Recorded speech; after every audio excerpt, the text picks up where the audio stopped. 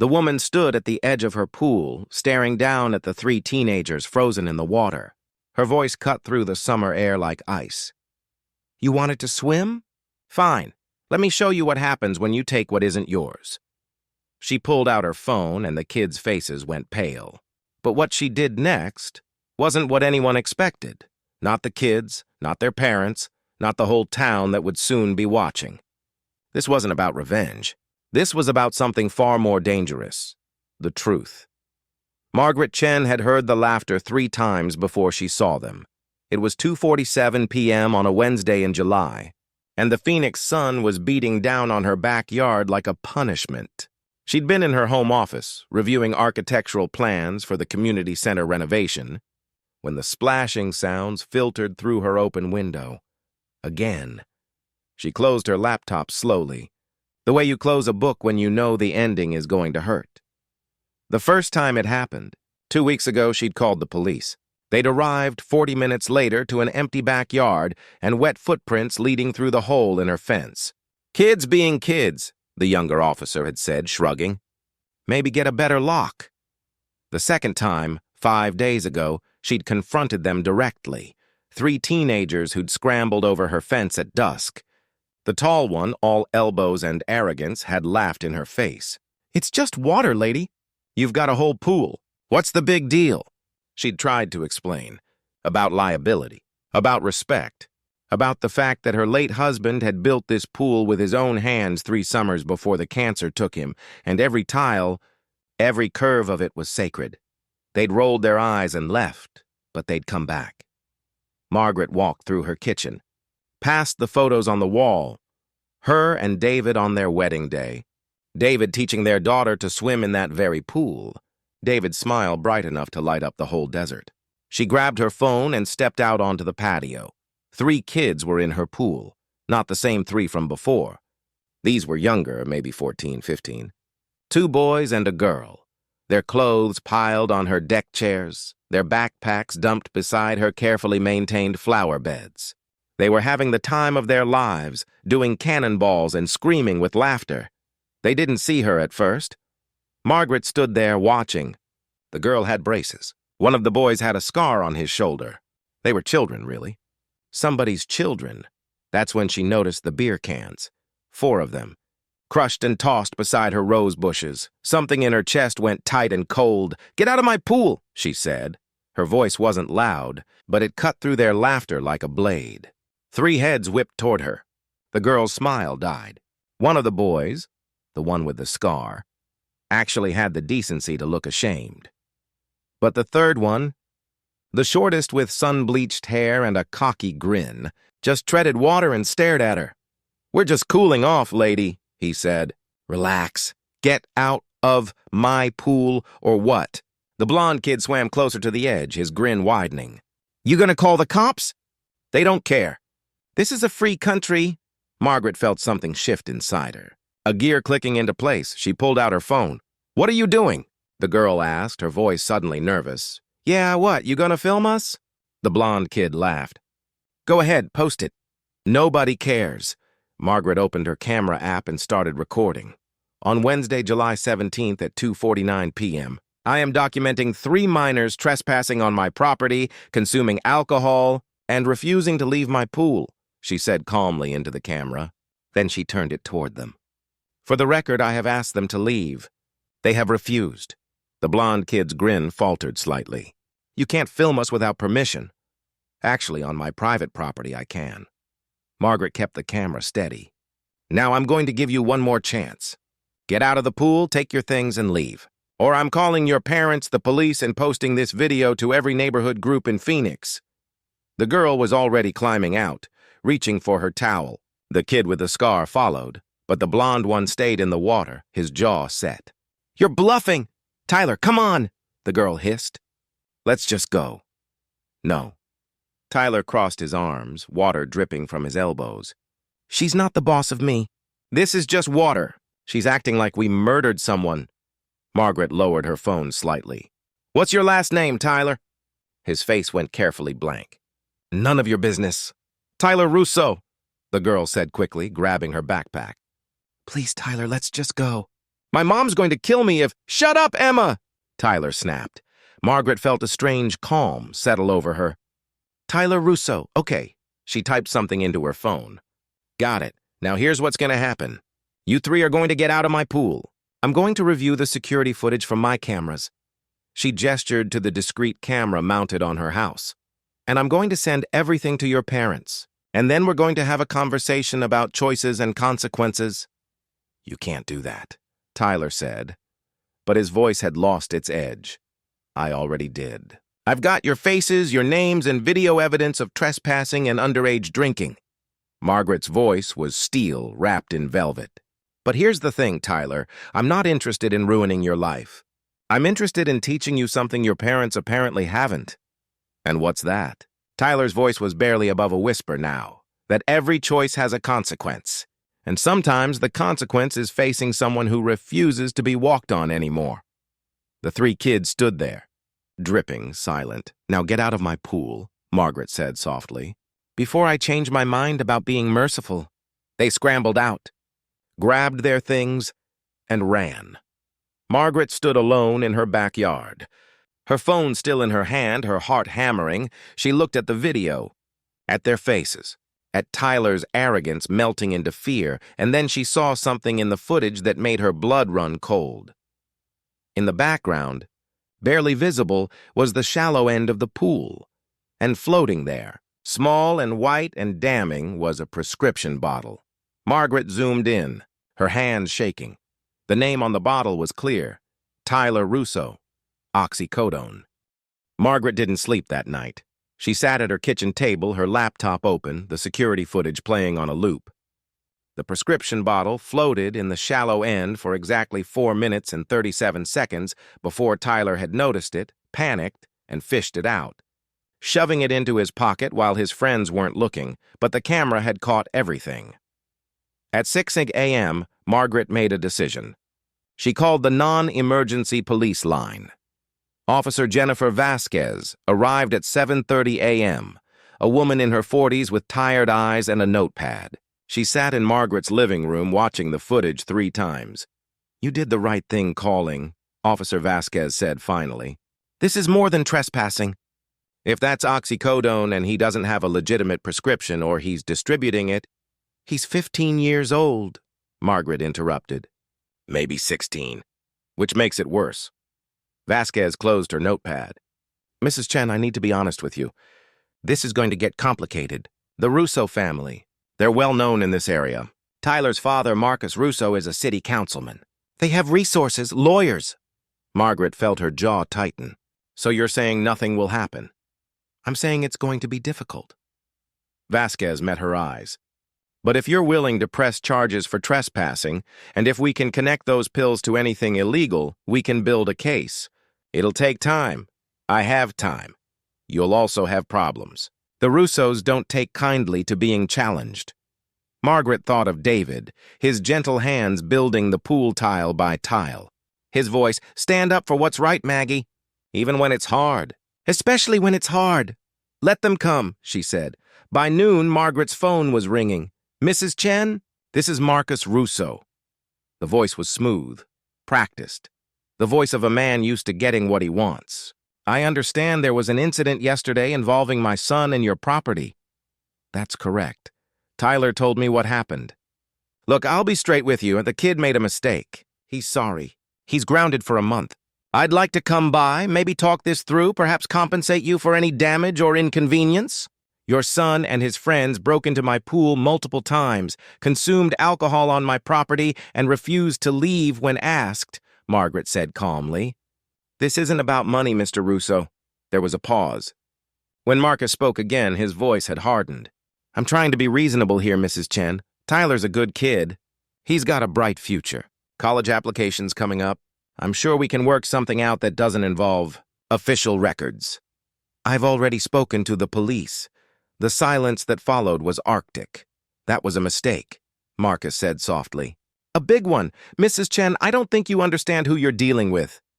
A city councilman who thinks his position puts his son above the law? Margaret's voice didn't waver. I understand perfectly, Mr. Russo. You're making a very powerful enemy. No, Mr. Russo. Your son made a choice. You're making it worse by trying to intimidate me. Now, if you'll excuse me, I have a meeting with Detective Vasquez in an hour." She hung up. Her hands were shaking. But she felt something she hadn't felt in the 3 years since David died. Alive. The next morning, Margaret found her car tires slashed. The morning after that, someone spray-painted "bitch" across her garage door. Officer Vasquez came by both times, took reports, took photos. "This is escalating," she said on the second visit. "Mrs. Chen, I need you to consider your safety. Maybe you should—" "I'm not backing down," Margaret said, but that night, alone in her house, she locked every door and window and kept her phone beside her bed. At 3 a.m., she heard something, a noise in the backyard. Margaret grabbed her phone, her heart slamming against her ribs. She pulled up the security camera feed. 3 figures in the backyard. Not kids this time, adults. They were carrying something. Margaret dialed 911 with shaking fingers. "There are intruders on my property," she whispered. 3 of them. They're in my backyard. Units are on their way. Stay inside and stay on the line." Margaret watched the feed, her breath coming in short gasps. The figures moved toward the pool. One of them was carrying what looked like a sledgehammer. "Oh my God," Margaret breathed. The first blow shattered one of the pool lights. The second cracked a tile, one of the tiles David had placed himself. The third broke the filter system. Water began gushing out, flooding the deck. Margaret ran toward the back door, something primal overriding her fear.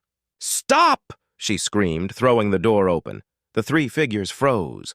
One of them turned, and in the security light, Margaret saw his face. "Marcus Russo!" "You should have taken my offer," he said coldly. Then the sirens started wailing in the distance, and the 3 men scattered, running through the gap in the fence. Margaret stood on her flooded deck, watching her husband's pool, their pool, destroyed, and something inside her broke. Then it reformed, harder. She pulled out her phone and started recording. "This is Margaret Chen," she said, her voice steady despite the tears streaming down her face. "It's 3:17 a.m. on July 19th. City Councilman Marcus Russo was just on my property, destroying my pool with a sledgehammer, because I dared to report his son for trespassing and drug possession." She turned the camera toward the destruction. The broken tiles, the gushing water. "I have security footage of everything, and I'm not staying quiet anymore." She posted the video to Facebook. By sunrise, it had 40,000 views. By noon, it had 500,000, and the media had descended on Margaret Chen's modest home in Phoenix like a storm. The news vans lined Margaret's street by 8 a.m., their satellite dishes pointed toward the sky like accusations. She stood in her living room watching through the blinds as reporters set up cameras, as neighbors came out to stare, as the quiet street she'd lived on for 18 years transformed into a circus. Her phone rang. Unknown number. She let it go to voicemail. It rang again. Different number. Again voicemail. By the 10th call, she turned it off entirely. Officer Vasquez arrived at 9:15, accompanied by Detective Marcus Sullivan, a broad-shouldered man with silver hair and sharp eyes. "Mrs. Chen," Sullivan said, settling onto her couch. "I've watched your video. I've reviewed all your security footage. I'm going to be direct with you. You've just declared war on one of the most powerful families in Phoenix. He destroyed my property." "He did, and we'll pursue charges." "But Mrs. Chen," Sullivan leaned forward. "The moment you posted that video, this stopped being a simple case of vandalism. This is now a public scandal involving a city councilman. The political fallout alone, I don't care about politics. You should." Sullivan's voice was gentle but firm. "Because politics is going to care about you. Marcus Russo has friends, powerful friends. They're going to come after you with everything they have. Lawyers, investigators, media spin. They'll dig into every corner of your life looking for something to discredit you." Margaret felt cold. "I haven't done anything wrong." "Doesn't matter. They'll find something or they'll make something up." Vasquez spoke quietly. "I've seen this before. People who challenge the system. It doesn't always end well. So what are you saying?" Margaret looked between them. "I should just let it go? Pretend my property wasn't destroyed? Let Tyler Russo and his father get away with everything?" "No," Sullivan said. I'm saying you need to be prepared for what's coming. And you need to decide right now if you're ready to see this through to the end.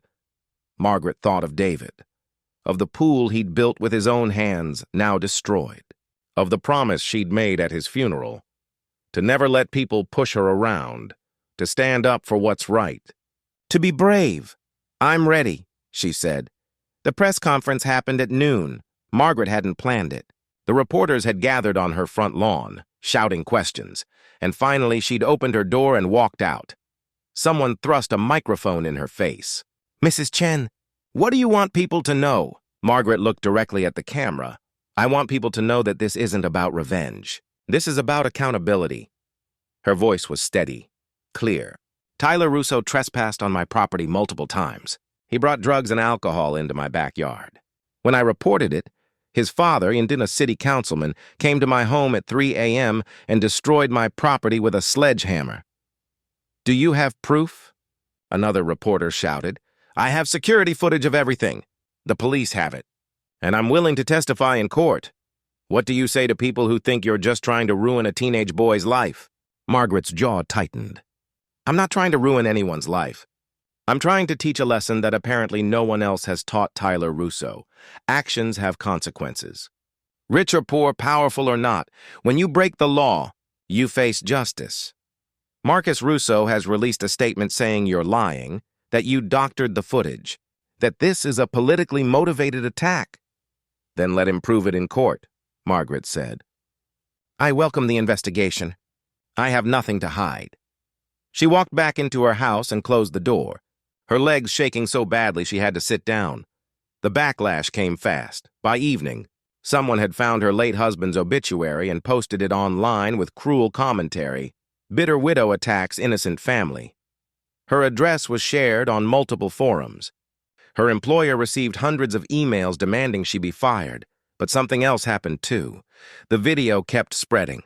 1 million views, 2 million, 5 million, and people started sharing their own stories. A woman in Scottsdale posted about her experience with the Russo family, about how Tyler had vandalized her daughter's car and nothing had happened. A teacher from Tyler's school shared anonymously about the special treatment he received, how his father's donations bought him out of trouble again and again. More stories emerged. A pattern, and then something unexpected. Tyler's friend Emma posted a video. She sat in her bedroom, mascara running down her face. I was there that day at Mrs. Chen's pool. Tyler. He's not a good person. I've been scared of him for months. He's been dealing pills at school, Oxy mostly. He gets them from his older brother's prescription pads. His brother's a medical resident. And he threatened me. Told me if I ever said anything, his dad would make sure my family lost everything. Emma's voice broke. Mrs. Chen was right. Someone needed to stand up to them. I'm sorry I didn't do it sooner. The video went viral faster than Margaret's had. At 11:00 p.m., Margaret's doorbell rang. She looked through the peephole and froze. Marcus Russo stood on her porch, alone, his face haggard in the porch light. Margaret opened the door but kept the security chain on. You need to leave. Please. His voice was ragged. Please, just 5 minutes. That's all I'm asking. Something in his tone made Margaret pause. Against her better judgment, she opened the door. Marcus Russo looked like he'd aged 10 years in 2 days. His expensive suit was wrinkled, his eyes bloodshot. You've destroyed my life, he said quietly. No, you destroyed your own life by teaching your son that he's above consequences. He's my son. Marcus's voice cracked. He made mistakes. Kids make mistakes. Mistakes are forgetting homework. What Tyler did, multiple times, deliberately, defiantly, those weren't mistakes. Those were choices. And you enabled every single one. Marcus sank onto the porch step, his head in his hands. The district attorney called me today. They're opening a full investigation. Tyler, his brother, me, they're looking at drug distribution charges, conspiracy, misuse of position. My career is over. Tyler could face juvenile detention. Margaret felt no satisfaction, only a deep, aching weariness. What did you think would happen? I thought I could protect him. I thought that's what fathers do. Fathers teach their children to be good people, Margaret said softly, not to be untouchable ones. Marcus looked up at her, tears streaming down his face. I came here to beg you to stop, to drop the charges, to take down the video. But, he laughed bitterly, I can see it in your eyes. You're not going to, are you? No. Why? Why does this matter so much to you? Margaret was quiet for a long moment. My husband built that pool. Every tile, every inch of it. It was the last thing we did together before he died. And your son treated it like it was nothing, like it was his right to take whatever he wanted. And you, her voice hardened, you destroyed it to punish me for standing up to you. You both need to learn that the world doesn't work that way. Marcus nodded slowly. He stood up, suddenly looking very old. You're right. About everything. For what it's worth. I'm sorry. He walked away, down the path, into the darkness. Margaret closed the door and locked it. She didn't feel victorious. She felt tired and sad and strangely empty. But when she walked past David's photo on the wall, she could almost hear his voice. You did good, Maggie. You did good. 3 months later, Margaret sat in a courtroom wearing her best navy suit, her hands folded in her lap, watching as Tyler Russo was led to the defendant's table. He looked smaller than she remembered, scared, 16 years old and facing felony charges. The gallery was packed. Media in the back rows. Emma sitting with her parents, her face pale. Marcus Russo in the front, his head bowed. All rise, the bailiff announced. Judge Patricia Holloway entered, a stern black woman in her 60s with a reputation for fairness and zero tolerance for privilege. She settled into her seat and surveyed the courtroom. We're here for the preliminary hearing in the matter of the state versus Tyler Russo, she said. Multiple charges including criminal trespassing, underage drinking, drug possession with intent to distribute, and violation of probation from a prior sealed juvenile case that has now been reopened given the severity of these new charges. Margaret's eyebrows rose. Prior case? The prosecutor, a sharp-eyed woman named Rebecca Santos, stood.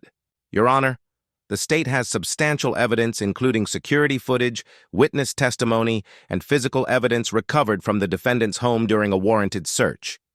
We believe this demonstrates a pattern of escalating criminal behavior enabled by familial interference with the justice system. Tyler's lawyer, an expensive-looking man in a three-piece suit, stood. Your Honor, my client is a minor who made poor choices. The defense argues that the charges have been inflated due to media pressure and political motivations against Mr. Russo's father. I'll hear the evidence and make my own determination, Judge Holloway said dryly. Ms. Santos, call your first witness. The state calls Margaret Chen. Margaret had never been on a witness stand before. The wood was hard beneath her, the microphone too close. She could feel every eye in the courtroom on her. Santos smiled gently. Mrs. Chen, could you describe the first time Tyler Russo and his friends trespassed on your property? Margaret told the story, all of it. The multiple intrusions, the disrespect, the beer cans, the prescription bottle, the way Tyler had laughed at her, so certain of his invulnerability. And what happened after you reported this to the police? Santos asked. My tires were slashed. My garage was vandalized. And then... Margaret's voice caught. Marcus Russo and 2 other men destroyed my pool at 3 a.m. The pool your late husband built. Yes. Objection. Tyler's lawyer jumped up. Irrelevant emotional appeal. Your Honor, it goes to motive and the severity of the harm, Santos countered. I'll allow it. But keep it brief, Ms. Santos. Santos nodded. Mrs. Chen, why didn't you just drop this? Why pursue charges against a teenager when so many people told you to let it go? Margaret looked at Tyler. He was staring at the table, his jaw clenched. Because letting it go would have taught him that he was right, she said quietly. That he really was above the law. That intimidation and destruction work. And I couldn't do that. Not to him, and not to every other kid watching this case who's learning what happens when powerful people think rules don't apply to them. Thank you, Mrs. Chen. No further questions. Tyler's lawyer stood for cross-examination. Mrs. Chen, isn't it true that you have a history of complaints against neighborhood children? That you've called the police multiple times over minor incidents? Margaret frowned. I've called the police twice in 18 years. Once when someone broke into my car and once about Tyler. Isn't it true you've been described by neighbors as difficult and unfriendly? Objection. Santos was on her feet. This is character assassination, Your Honor. Sustained. Mr. Crawford, stick to relevant facts. Crawford shifted tactics. Mrs. Chen, you posted a video that went viral, turning this into a media spectacle. Wasn't that your goal all along? To get attention? To hurt the Russo family politically? No, Margaret said firmly. My goal was to document what happened to my property and to show that even powerful people can't destroy what isn't theirs without consequences. But you benefited from that viral video, didn't you? You've received donations, media attention? I didn't ask for any of that. I posted a video of a crime being committed. If it went viral, that's because people are tired of watching powerful families get away with things the rest of us would be arrested for. Judge Holloway leaned forward slightly, her eyes sharp. Crawford continued for another 15 minutes, but Margaret didn't waver. She answered each question with calm precision, never letting him rattle her. When she finally stepped down, her legs were jelly, but she'd told the truth. All of it. Emma testified next, her voice shaking but determined. Tyler sold pills at school, she said. He'd brag about it. About how his dad would protect him. How nothing would ever happen to him because of who his family was. Did you ever feel threatened by Tyler? Santos asked. Yes. After that day at the pool, he cornered me in the school parking lot.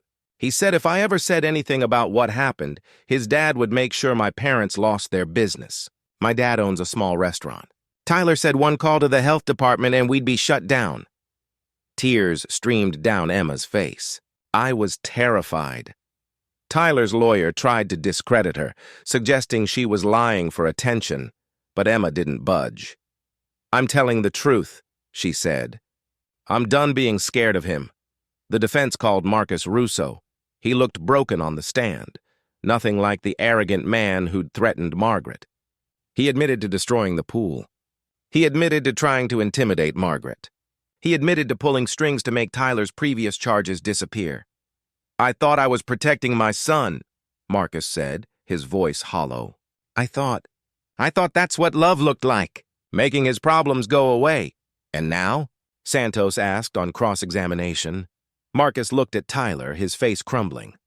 Now I see that I destroyed him. I taught him that he didn't have to face consequences, that he was special. And I was wrong.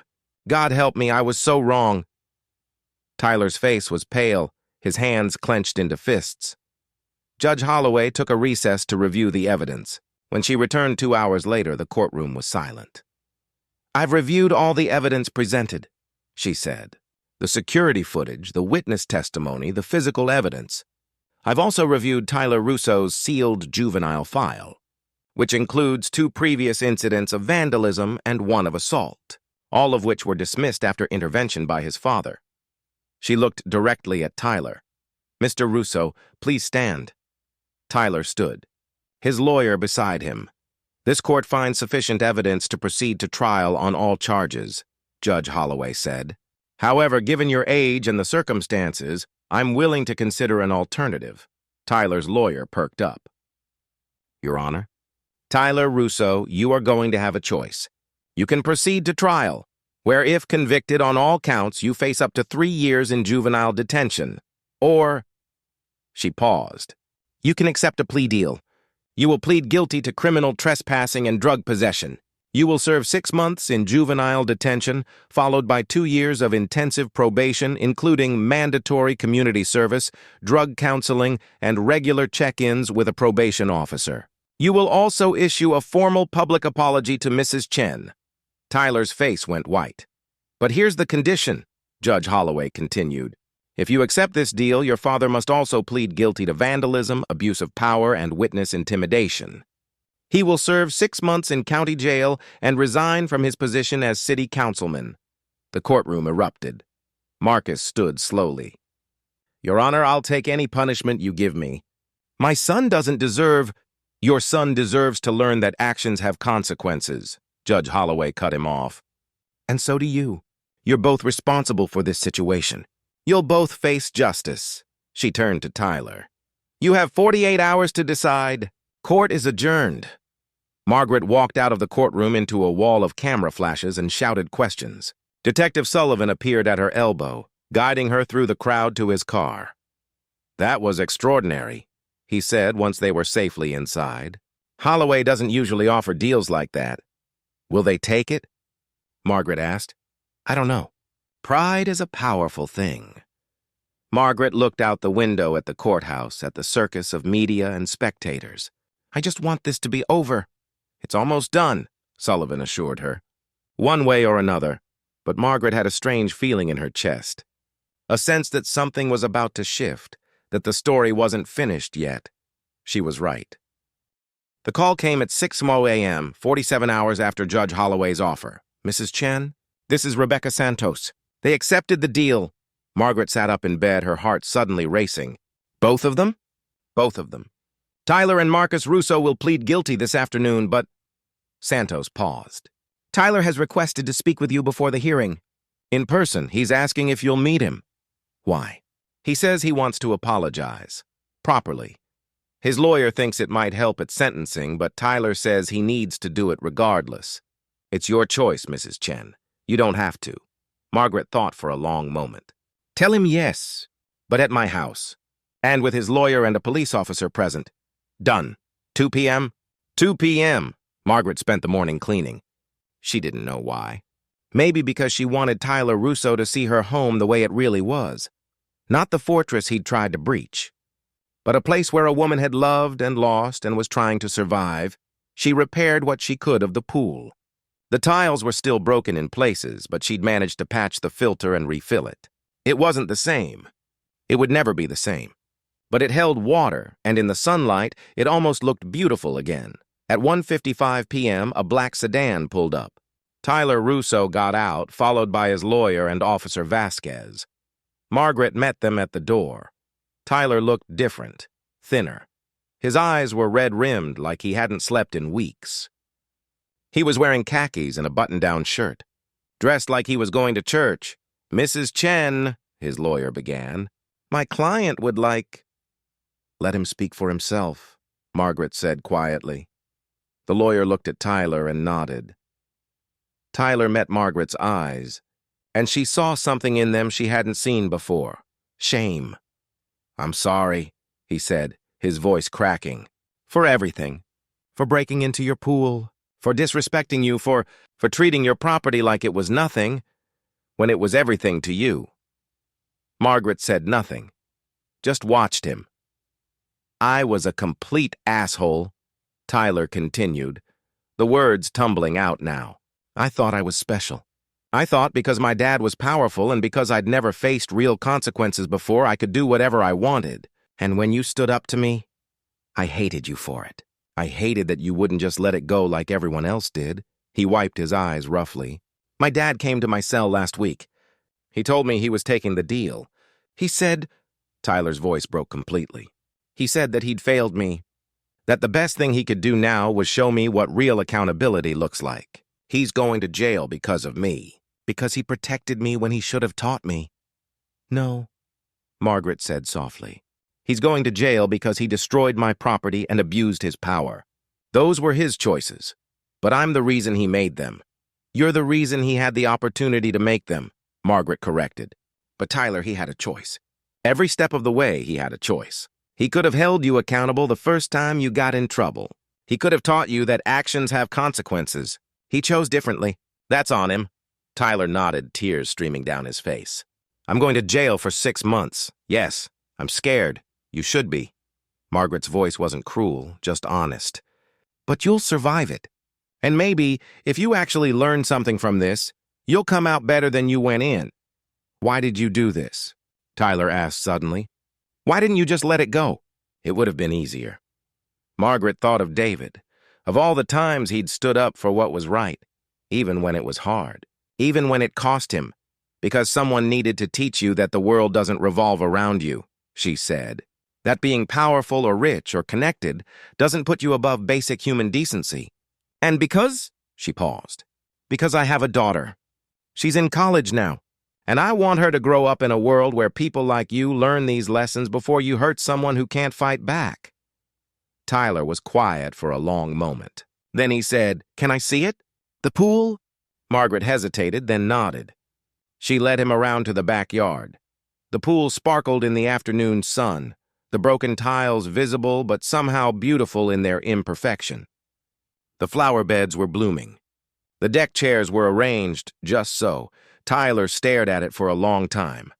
"My dad told me your husband built this," he said finally. "He did. Every inch of it. I didn't know that. When I was swimming in it, laughing, I didn't think about what it might mean to you." Tyler turned to her. "I didn't think about you at all. You were just an obstacle. An angry lady yelling at me, and now I see a person. Someone who lost something important and was trying to protect what was left." Tyler's voice was steady now, clearer. "I'm really sorry, Mrs. Chen, for all of it." Margaret felt something loosen in her chest. "Not forgiveness, not exactly, but something close to it. Understanding, maybe?" "Thank you," she said, "for saying that, and meaning it." "I'm going to do the community service," Tyler said. "All of it. And I'm going to talk to kids at school. About the pills, about what I did, about what happens when you think you're invincible." He looked at her. If that's okay with you." "It's more than okay. It's exactly what should happen." Tyler nodded. His lawyer checked his watch. "We need to go. The hearing is in an hour." Tyler extended his hand. After a moment, Margaret shook it. "Good luck, Tyler," she said. "Thank you for not giving up on teaching me." They left. Margaret stood in her backyard, alone with the pool and the memories and the strange, fragile hope that maybe something good had come from all this pain. The courtroom was packed again that afternoon. Margaret sat in the gallery watching as Tyler and Marcus Russo stood before Judge Holloway. "Tyler Russo, how do you plead to the charges of criminal trespassing and drug possession?" "Guilty, Your Honor." Tyler's voice didn't waver. "Marcus Russo, how do you plead to charges of vandalism, abuse of power, and witness intimidation?" "Guilty, Your Honor." Marcus's voice was steady, too. Judge Holloway looked at them both for a long moment. "The court accepts your pleas. Tyler Russo, you are sentenced to 6 months in juvenile detention followed by 2 years of intensive probation. Marcus Russo, you are sentenced to 6 months in county jail followed by 5 years of probation, and you are hereby ordered to resign from your position as city councilman effective immediately." She paused. "I want to say something to both of you. This case has become a symbol of something larger, about privilege, about accountability, about what we teach our children about right and wrong. You both have an opportunity now to become different symbols, to show that it's never too late to learn, to change, to accept responsibility." She looked at Margaret. "And to Mrs. Chen, who started this by simply refusing to be silent. You've reminded us all that one person standing up can make a difference. This court commends your courage." The gavel came down. It was over. 6 months later, Margaret was in her backyard, planting new flowers, when her daughter Sarah called. "Mom, did you see the news?" "What news?" "Tyler Russo was released from juvie yesterday. He gave a press conference." "Mom, you need to watch it." Margaret pulled up the video on her phone. Tyler stood at a podium, his hair shorter, his face more mature. Marcus stood behind him, thinner, quieter. "6 months ago," Tyler said, "I thought I was invincible. I thought rules didn't apply to me. And then I met Margaret Chen, a woman who refused to accept my excuses or my father's intimidation. She held me accountable, and in doing so, she saved my life." He paused, gathering himself. "I spent 6 months thinking about what I did, about the pills I sold, about the lives I could have destroyed, about the way I treated people like they didn't matter. And I want to say to anyone watching this who thinks they're above the rules, you're not. And the sooner you learn that, the better. I'm starting a foundation," Tyler continued. "With my father, it's called Second Chances. We're going to work with at-risk kids, talk about accountability, about drug abuse, about learning from mistakes before they ruin your life. And every penny of profit from my father's book deal is going to Mrs. Chen to rebuild the pool we destroyed." The camera flashed to Marcus, who stepped forward. "I was the problem," he said simply. "I taught my son that power meant protection from consequences. I was wrong. and I'm spending the rest of my life trying to teach him differently, to teach others differently. Margaret turned off the video, her eyes wet. Sarah's voice came through the phone. Mom, you there? I'm here. Are you okay? Margaret looked at the pool, at the flowers blooming around it, at the life she'd built from grief and pain and stubborn refusal to be broken. Yeah, she said softly. I really think I am. That evening, as the sun set over Phoenix, painting the sky in shades of amber and rose, Margaret sat on her deck with a glass of wine. The pool water shimmered with reflected light. Her phone buzzed. A message from an unknown number. This is Tyler. I hope it's okay that I have your number. My lawyer gave it to me for the foundation stuff. I just wanted to say thank you again, not just for teaching me, but for believing I could learn. I won't let you down. Margaret smiled and typed back, You're welcome. And Tyler, I always believed you could learn. That's why I fought so hard. She set the phone down and closed her eyes, feeling the warm breeze on her face. Did I do good, David?